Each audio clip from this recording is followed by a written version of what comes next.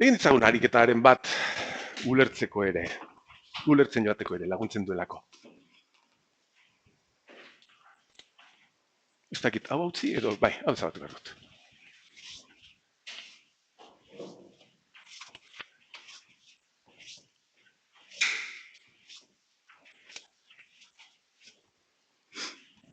Bale, eta gardenkiak jarri beharrean ariketa irudikatzeko hemen arbelan. Esango dizuet, egin behar dugu, ariketak PDF horritik, 6. horrikoa. Ariketak PDF, 6. Hemen jarriko ditut datuak, baina lasai. Orden, konfiguratzen digute transistorea, aplikazio batean, kontrol batekin, eta galderak egiten dizkigute, ja. Eredu bakoitzetik ariketatxo bat egin behar dugu, edo adibide bat, ja. Gure betiko aplikazioa horrelaxeko antzeko bat izan behar da. 500 eta 20. 500 ohmio, karga bezala, bateriaren balioa 20 voltio, eta intensitate honen pasabidea kontrolatzea nahi dugu transistore honekin. Hemen txedokagun diodoara polarizatzeko, erabili behar dugu polarizazio zirkuitu bat, iturri bat, V control, CTRL, erresistenziatxo batekin. Honekin jartzeko RB, ez da? Izango dago. Honekin jartzeko hemen nahi dugun intensitatea, base intensitatea, amplifikatzeko, edo eta izteko, honek kontrolatu behar du, hau, iturria, gure iturria.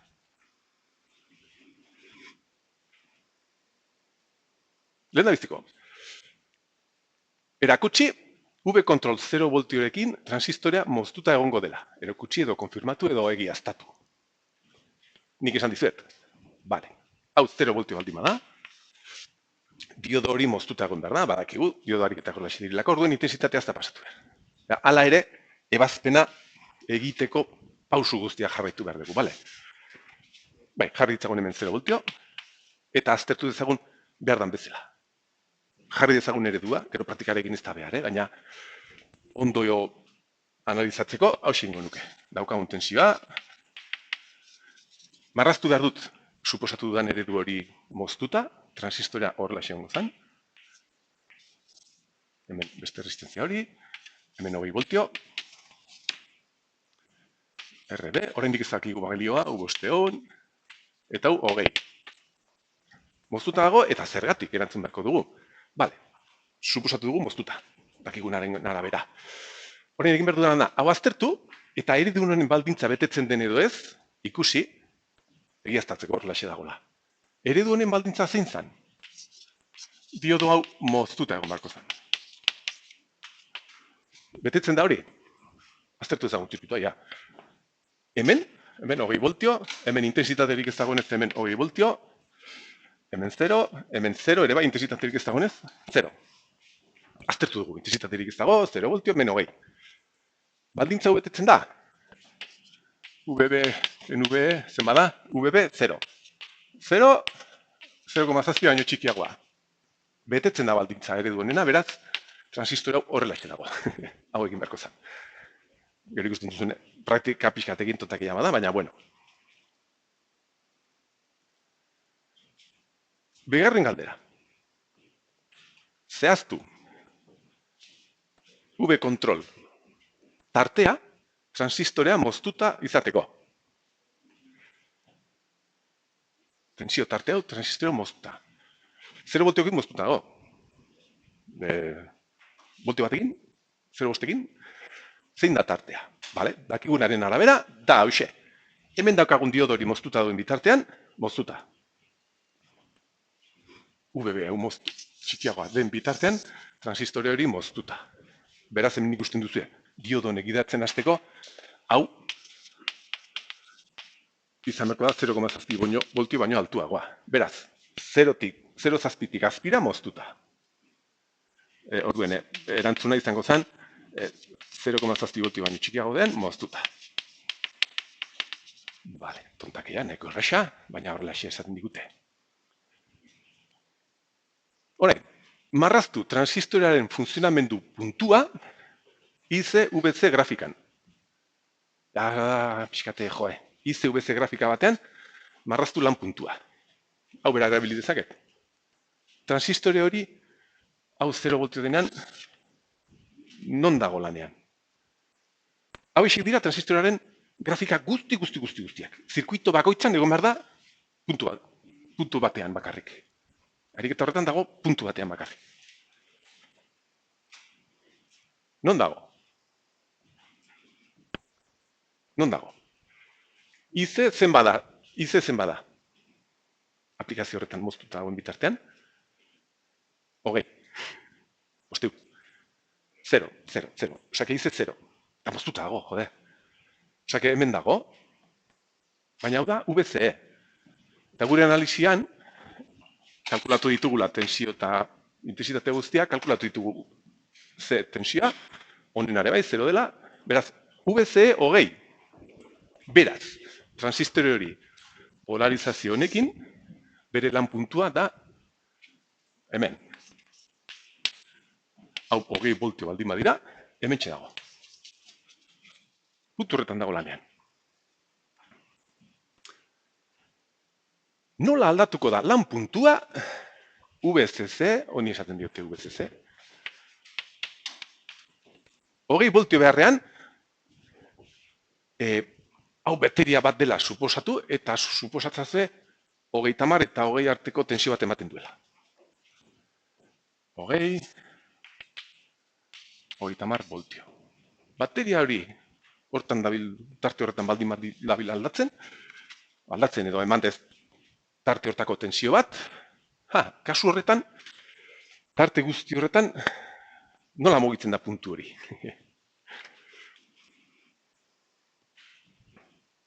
Bale, honek badauka eragina hau moztuta egotea edo ez. Hau kontrolatu dugu, moztu dugu, beti moztuta egon behar da. Beraz, bateria hori baldin badabil aldatzen 30 tartean, hemen ere izan behar ditugu balio berdinak, ez? 20, 30. Orduan, transistoraren lan puntua bateria hor baldin badabil, deskargatzen edo kargatzen. Hau baldin bada 20, hemen 30 badaukagu, hemen aritu behar da, mugitzen. Hoixe da eskatzen dutena. Grafiko honetan, zuzen hori marraztea. Bateriaren tensioa horrela aldatzen bada, tarte horretan dabil mugitzen. Beti moztuta, baina bere tensioa 30-tik 20 aldatzen. Bale, erraxak, baina, bueno, ja grafikoki eskatzen dugunean, arraro egiten zaigu. Listo, lehendabiziko adibidea hauxe. Lehendabiziko ereduarekin.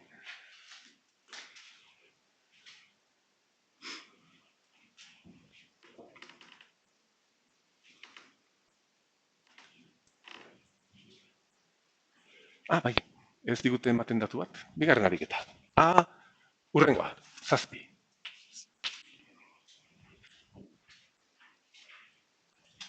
Hemen ja ematen digute transistoraren beta.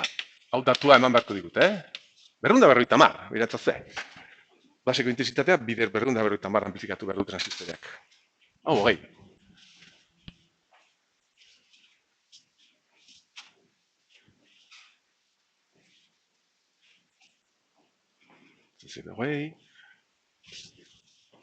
V control. Eta ia zer esaten dute. Begira. Kalkulatu, lehendabiziko galderan. Kalkulatu RB. Diodoaren polarizazio zirkuitu hortan kalkulatu RB. Hau da, IB. Diseinatu edo IB kalkulatu. V control. 2 voltio ipintzen baditugu. IC 20 miliamper izateko. Hoixe da galdera. Osea, ja jarri dugu transistorea martxan. Ja, 2 voltiokin, 0,7 baino gehiago da, hemendik intensitate bat sartu da zaio. Baina honekin diseinatu behar dugu bere balioa. Hemen 20 miliamper izateko. transistorea martxan dago. Eta hor, bi eredu genituen. Edo tarteko egoera bat, edo da asetuta.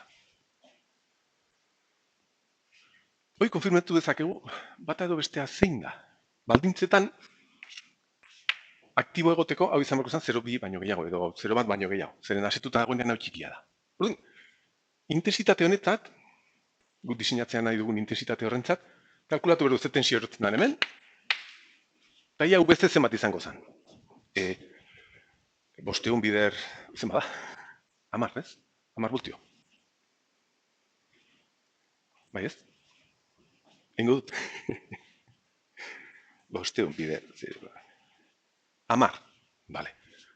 Ize baldin bada 20.000 amper, eta nahi ditugula horrela jartzea, hemen, 10 voltio izango genituzke, horrek esan nahi du, honen ondorioz, honek esan nahi du, VCE dela 20, ken 10 voltio. Minimo hori baino altuagoa, beraz, honekin konfirmatzen dugu, aktibo egon beharko dela, intensitate horrekin aktibo egon beharko dela. Aktibo dago, fijo. Bale. Oraindik praktikarik ez daukagunez, marraztu behar dut eredua. Gero ja ariketak egin behar dugu, ja marraztu gabe eredua, baina marraztu ezagun. Aktibo ikusi dugu dagoela, orduen ariketa, hau izango zen. Hemen 2 voltio. RB kalkulatu beharko duguna, eta aktibo eredua da hoxe. Diodo martxan jarri dugu ja, 2 voltio egin. Hemen izan behar dugu, IC intensitate bat dela, 250 bider IB, oraindik ez dakigula zenbat sartu beharko dugun, eta zirkuitoa itxiko genukeia 500ekin eta bateriarekin. Bueno, da. 20 eta 500. Aktibo dago, beraz horrela dago funtzionatzen. Taskatu digute, zenbat balio beharko du honek, hemen 20.000 amper izateko. Ui. Ikusten duzu ez ba, eredu honetan, IB kalkulatu ezakegu. Horrela baldin badago, IB izan behar da, hori zati 250. Listo. IB izan behar da, nahi dugun hitze, zati 250. Ateratzen dela, ez da. IC, ui.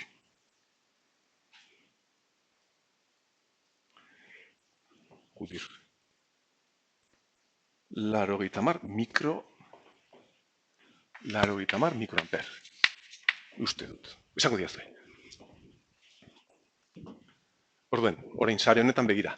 Diodo bat gidatzen 2 voltiokin CRB behar dugu hemen intensitate hau jartzeko. Intensitate horrek eragiteko nahi dugun intensitatea hemen. Ba hemen egiten badiogu honi edo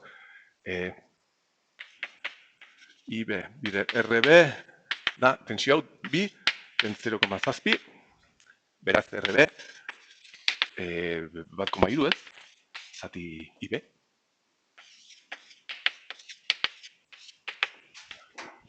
Ez? Bai.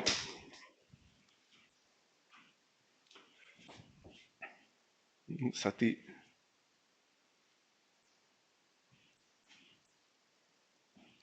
Amasei mila, 16,25 kilobio.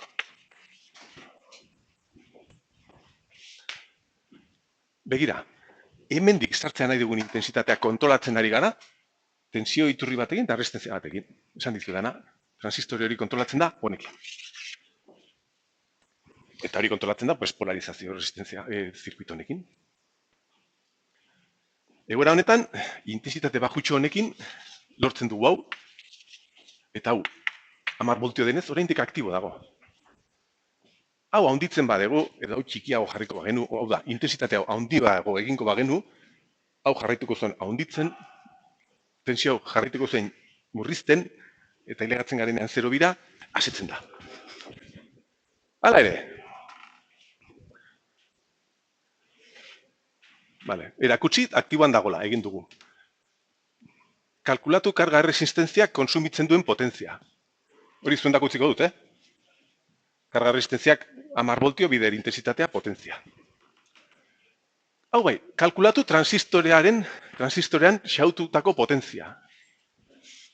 Hemen ere bi mutur ditugu eta tensio ezberdinak. Transistoren potentzia kalkulatzen da balioa ontuenekin. Potentzia transistorean da, azten ditugu base eta igorleko potentziak, oso bajoak izan behar direla honekin konparatuta, bider IC. Horrela kalkulatuko genuke. Zuen dako zen du kalkulatzea, bale? Kalkulatu iturri bakoitzak ematen duen potentzia. Pues hau, hogei bider hori, bi bider hori, zuen dako ere, bai? Igual, itxiko dugu.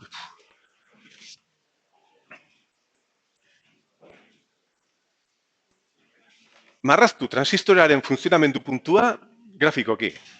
Hemen. Horein aktibo gaude, beraz, hemen nonbait egon behar geha. Ikusten duzu, hor, hemen txedaukagu 10 voltio, beraz, VC da 10, hemen. Eta intensitatea zemat atera ezaigu, 20 miliamper. Suposate ezagun 20 miliamper hemen dagola. Hemen. Hemen 20, beraz. Imintxe dago. Aktibo berde gune guzti hori da, egon gaitezken edozin puntu aktiboan, baina egoera honetan hemen gaude. Kieto, gaizki egin dut. Hombre, nahita egin dute, oso ondo. Horrelako asko egiten ditute. Hemen txinago. Pasatu behar mendik, onutza. I handitu da, baina VC murriztu egin da. Errestentzian erortzen delako diferentzia. I handitu, hori, bale. Nola aldatuko zan lan puntua, VCC balioa berriz 20 eta 30 tartean aldatzen bada.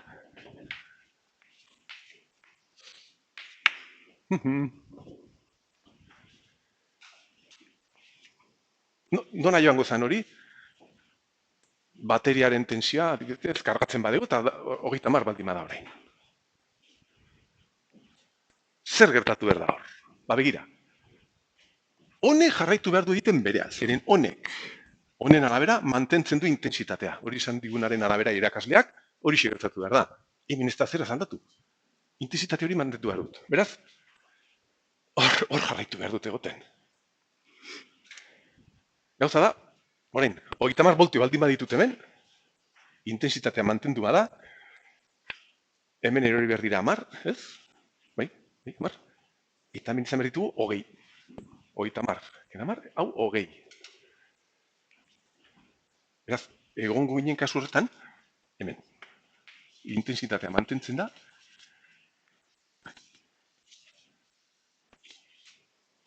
osea, hau pasatu da honutza, 20 voltioko balioarekin VCC bateria pasatu gaunutza, baina bateria baldin badago 30 pasatu gaunutza.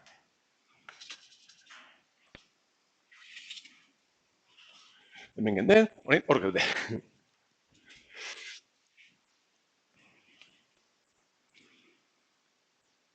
Tazkineko galdera. Zein da? Bueno, hau hasi geha 0 voltiokin ez bat, hasi geha igotzen, 0 zazpira moztuta. 0 zazpitik gora, hasi zaigu gidatzen eta aktibo. Eta horren galdera da, noiz arte igo dezakegu hau, V kontrol aktibo tartea.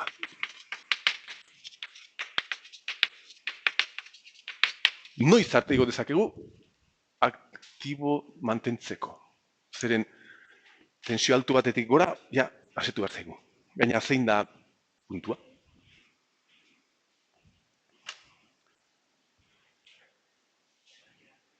Hau igotzen badegu, hau handitu behar zaigu, hau jeitsi behar zaigu, gehiago handitzen badegu, hau gehiago handitu, hau gehiago jeitsi, baina hau jeitsi daiteke minimoa dira VC sat. Demagun dela 0,2 voltio. Ez badut ematen 0,2 voltio hartuko dugu. Bai, uste dut hor 0 bezala suposatzen dutela, baina demagun 0,2 voltio. Osa, igo. Hau jeitsi, 0,2 voltio arte. Orden, suposatu dezagun, muga ontara ilegatu garela. Areagotu dugula intensitatea, hemen erortzen direla, 19,8 voltio. Mugan, hau igo dugu, erresistentzian 19,8 zortzi voltio izan arte, justu muga horretan. Hortik aurrera jarraitzen badugu, hemen ezin da gehiago pasatu. Ja, hasitu dugu. Muga horretan, ze intentsitatek lortzen du tensio hori. Pues, intentsitate hori, izan behar da, erresistentzio tensio hori, zati bosteun, ez? Behar dugun intentsitatea, ja, 20 voltio eiek erresistentzian erortzeko.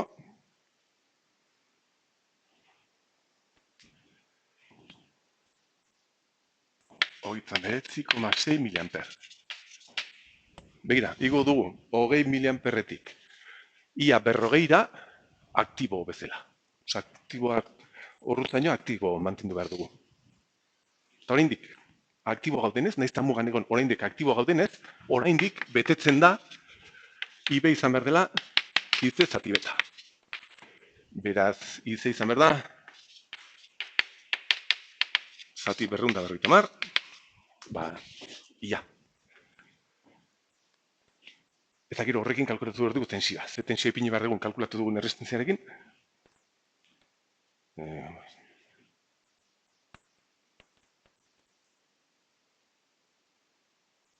Joder, ja.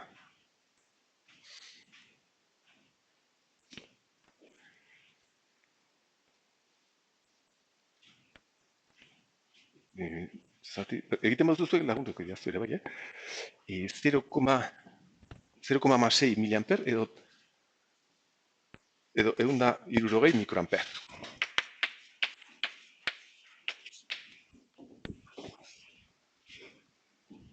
Hau igutzen dugun bitartean intensitatea aregatu hor zaigu ordutzaino, emateko intensitate hori hemen, eta horre erotzeko ia 20 voltio horiek. Orduan mugan, hau da, base intensitate muga aktibo mantentzeko. Eta hau finkatu dugunez, zenbatera, finkatu dugu, 16,25 karpiren, da? Hau finkatu dugunez horrelaxe, CV-ik eman behar digu intensitate hori. Pues hemen VI izan behar da, IB bider RB, 0,7, bai, gehi ez. Osa, sarea egiten badugu. Beraz, tensio behar dugu. Zenbat ateratzen da hori? Ia, 160, egin dezagun dena.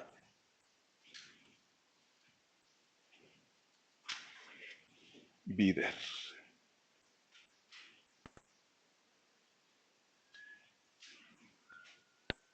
Iru voltio. Ondo egin badut, Ondo planteatu dut, ez, sarea. Ozer.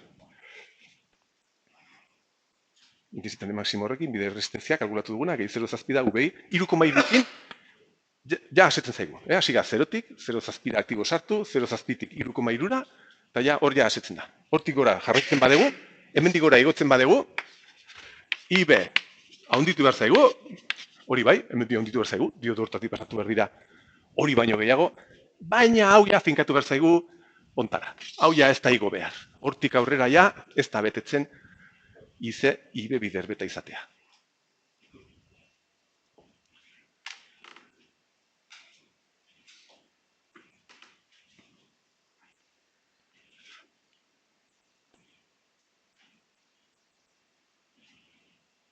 Eta azkenekoa, asetasun ariketa, ja.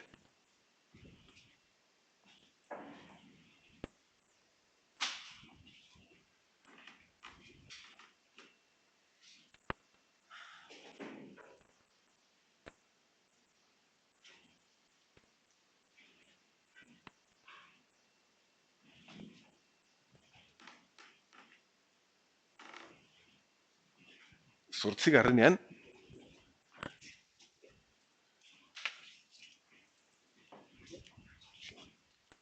zortzigarren gardenki honetan eskatzen digute hauxe. Hau, konfiguratu dugun bezala, 20 voltio horiekin, balia hauekin, erresistentzia honekin, beta horrekin. Orain, kalkulatu behar duzu.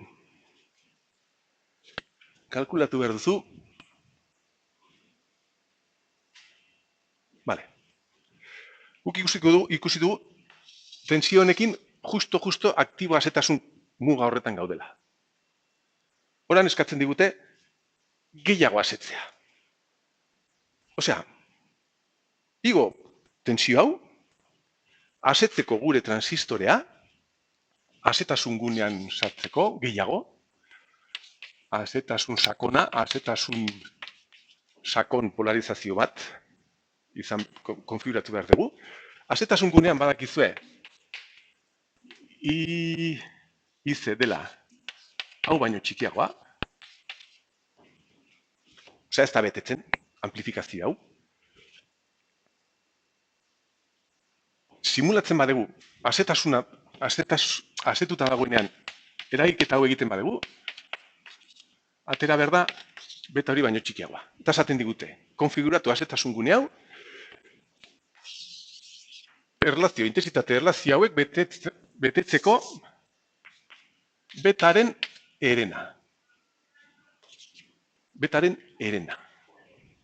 Hoxe da, azetasun sakona konfigurazioa izatea. Azetuta bagabiltza hau asko onditzen. Beraz, erlazio hau murriztu egin behar da, eta esaten digute, murriztu ezazu 250 zati-hiruko irabazpen bat izateko. Bueno. Guazen horretza hor duen? Guazen.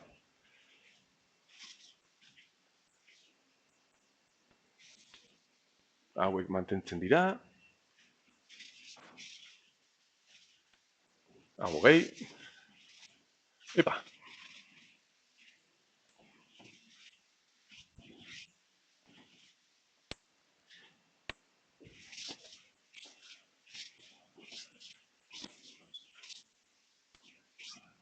Orduen, esperientziarik ez dugunez, azetasun ariketa bat denez, ez dugu ariketa oso ondo lertu, egin behar duguna da, azetasun eredua marraztu gure zirkuituan gauzak ulertzeko. Ia. V kontrol. Hau da kalkulatu behar duguna. Hau igotzen gabiltza,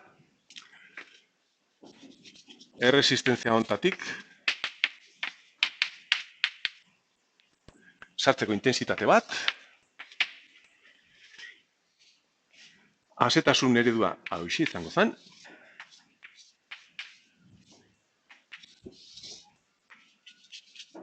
hau 5 egon, hauek ez dira aldatzen, hau 20, hau 0,2, hartu dezagun, hau 0,7. Kalkulatu dezagun, sarrerako tensio hau, zirkuito honetan, intensitate hau, bi intensitate horien arteko erlazioa, IC. Izateko, zein da, 250 zati-hiru?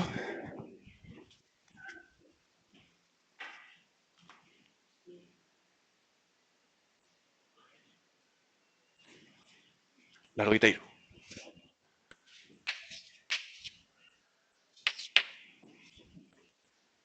Ze tensiok?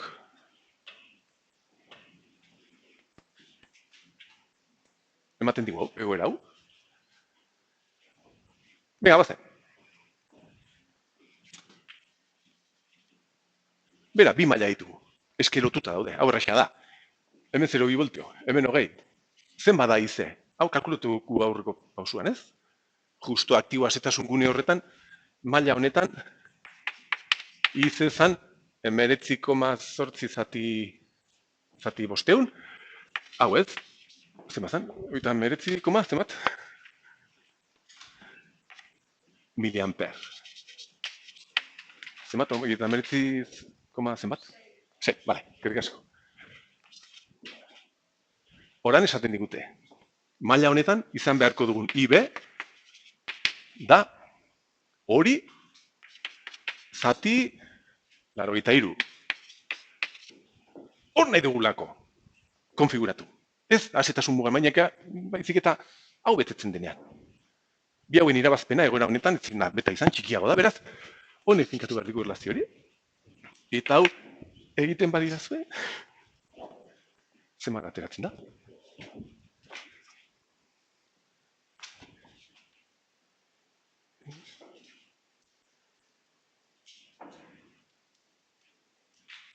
0,48 miliamper, ez? Bai, ez? Bon esan, Zengiti, hemen unitateak naztu benez, naztu iten naiz. Miliamper. Behar dugu, hemen miliamper horiek jartzea, CV irekin. Kalkulatu ezagun. Hori, den maila egiten badugu, ez? Intentsitateo kalkulatu dugu. IB, bider RB, gehi 0,7, izan berko da, V kontrol, orduen, hori bider. Bider, amaseiko. Zazpi, voltio, 0,7. 8,5, atera zait. 8,5 voltio. Orduen zer egin du, ze bide jarraitu dugu. Zirkuitoa hogei duen. 0 voltiokin moztuta. 0 zazpi arte moztuta. 0 zazpitik. Gora aktibo. 0 zazpitik. Ja, 0. 0,zazpi off. Hemendik, 3,3 aktibo. Hortik aurrera asetuta. Baina, eraman dugu onutzaino, beta aparente, jartzen du hogarretan, hemen moztuta, hemen ikonutza aktibo, eta hemen ikarutza asetuta, baina hortxe konfiguratu dugu oso asetuta egosteko. Horri esaten zaio hogarretan, saturazion profunda. Eta gauza da, ideia hau erabili behar dugula aplikazioetan etengailu transistore hau etengailu bezala funtzionatzeko. Etengailu bezala funtzionatzeko erabili behar ditugu. Tensio hauek edo bajuagoak, eta etengailu bezala bakizu hemendik karrera funtzionatzen duela. Baina ez dugu konfiguratu behar mugan. Arutzago konfiguratu beharko dugu orduen irizpide bezala, diseinu irizpide bezala, ariketa hemen honetan erabili duguna egin behar dugu. Etengailu bezala hori egin behar dugu. Edo moztu, edota asetasun sakoneko konfigurazio hori izan behar dugu.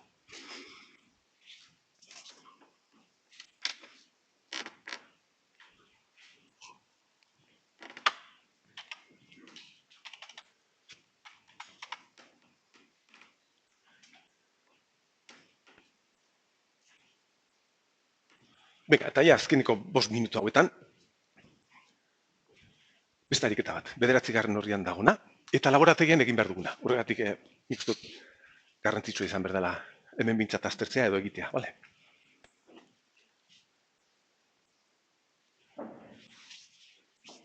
Bai, hemen grafikoki zerbait eskatu dute. Eskatuko zuten.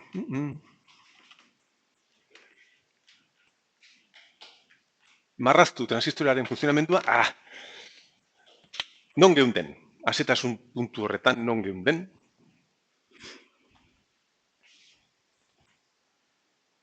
Ai, zamatu dugu. Ez dakize balio ditu. Bale, zendako eratuko da, bale? Horri horretan, asetasun, pues hemengo puntu bat enego ginen. Hemen edo. Bai.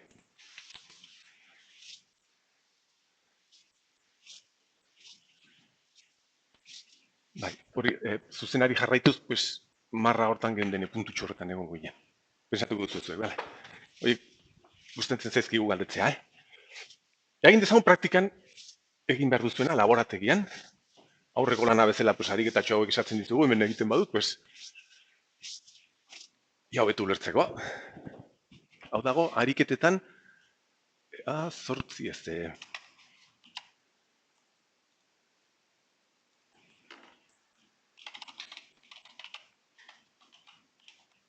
9.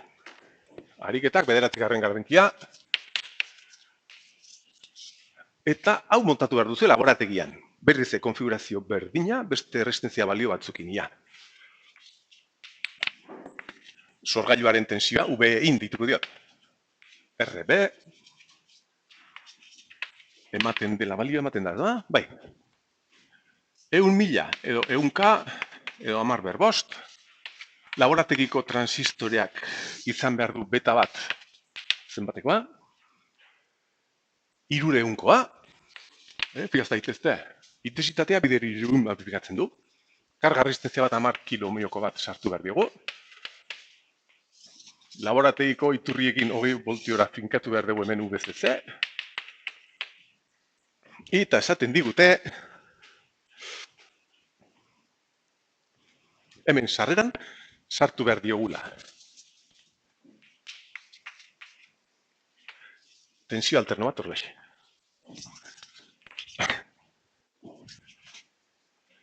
Bost eta minus bost artekoa. V, denbora, bost minus bost. VI,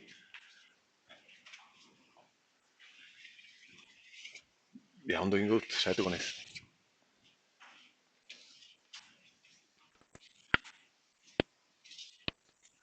Bost minus bost artekoa, eta eskatzen digute irudikatzea, VC esatere ematen digute, kasu honetan 0,11 voltio. 110 milivoltio. 11 voltio. Eta eskatzen digute, zer eskatzen digute? Grafikoki irudikatu, VC, grafikoki, grafiko horretan, ostiloskopioan lortuko dugu, naski. Eta VB.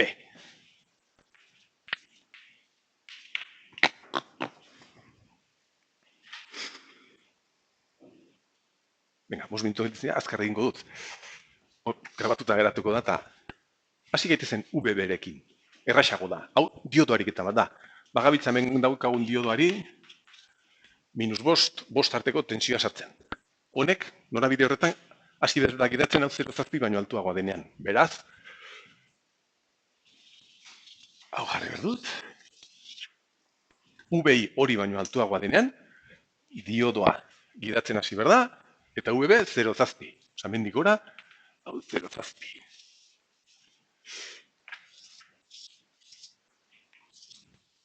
Berriz, 0,7tik azpira, irekita egon behar da. Tensio da honen berdina, intensitaterik ez dago lakon. Beraz, hoxe da VB.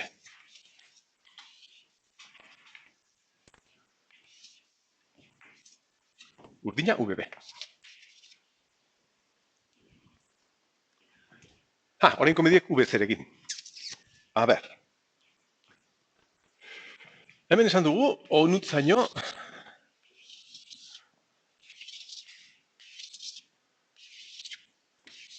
hemen VB moztuta dagoela. Diodo hori hemen dago moztuta. Off.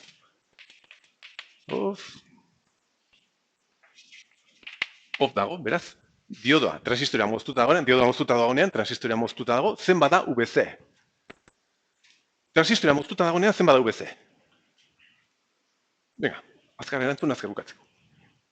Hau moztuta baldin badago, zen bada VC. Zer. 0,7.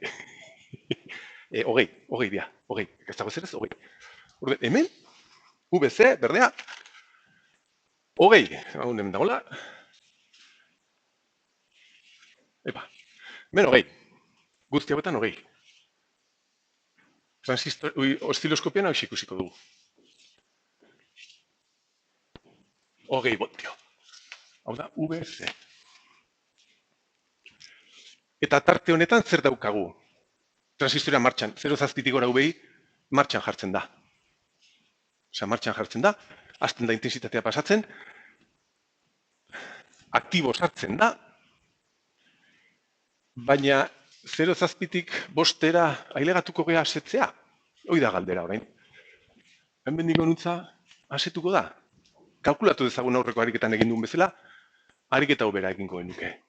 Kalkulatu behar dut. Ze sarrerako tensioarekin asetzen zaigu transistorea hau. Orduan kalkulatu behar dut, aktiboa asetasun muga hortan gertatzen dena, suposatu behar dut hau 0,2 voltio dela, VC suposatu behar dut 0,2 voltio direla, 0,11 bakatu, kalkulatu behar dut intensitate hau, egoera horretan, intensitatea daukagun, dala masimoa, hogei, ken 0,11, zati, 10.000 ez, beste bat, berdin, 1, miliamper. Ia 2000 amper. 2000 amper jarriko dut borobiltzeko. Hau zegoen horrexe. Aktibo azetasun mugan gaudenez, oraindik betetzen da ze IB-ek erakarri didan tensio hori. Beraz, IB horrek bete behar du, hau zati, 300. Egin behar dut? Ia. Oi, baia.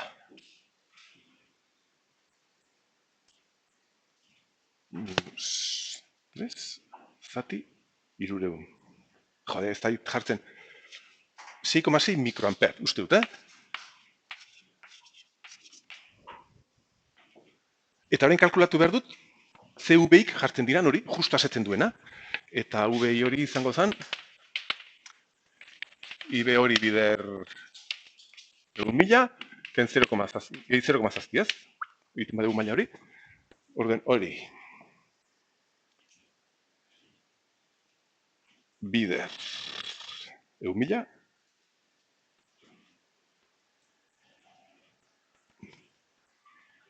Gehi, zazpi ez dakit. 1,36.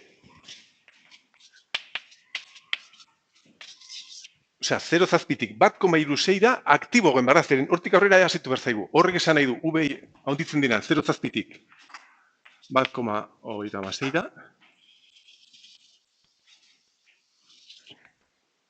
Tarte honetan bakarrik egun behar da aktibo.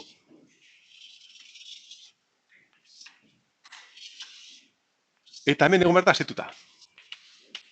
Beraz, zer gertatu behar da. Asetasunaren tensio hau badak iguzen, 0,1. Osea, asetuta dagoenean, VC da 0,1. Asetuta dagoenean, hemen, ontzaino, 0,1. Bueno, 0,1. Hemendik, onuntzan 0,1. Eta zer gertatzen dan, tarte txiki horretan, 20tik horretza jisteko. Hor, portaera lineal bat izan behar du, zeren gure ereduak perfektuak dira. Eta linealki jaitsi behar da hemendik, onuntza. Gero ziloskopian, ikusiko dut ez dela horrelexe jaitsi behar da. 0 zazpitik 1,26 egotzen den bitartean.